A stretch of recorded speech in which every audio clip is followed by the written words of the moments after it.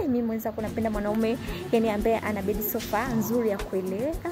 Alafu pia napenda mwanaume ambaye ana mito mingi chumbani kwake, yani kwenye kitanda chake kuna mito mizuri, yani ya kueleweka. Ni mito. Napenda. Wewe vipi kaka? Wewe usikie unaongea hapo kwamba mwanaume mwenye mito kutoboa. Nijieleze tena. Tuondoke. Wewe kwa mito gani? Hebu muangalie mamito yenyewe hivi haya, mamito eti kabisa tunaende twende. Kwa mito gani mimi? Sina shida kukuelewa sasa.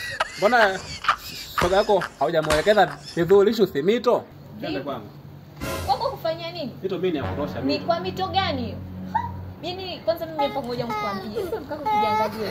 Kwanza mimi mwenyewe sipendi wanaume ambao kama yafu, pia napenda wanaume wenye vipara. Yaani kwa hiyo mito yako hapana. Si watu wanataka vipara. Bwana pita huko. Mito kwa mito gani hiyo kaka kujiangalia na wewe mito hiyo.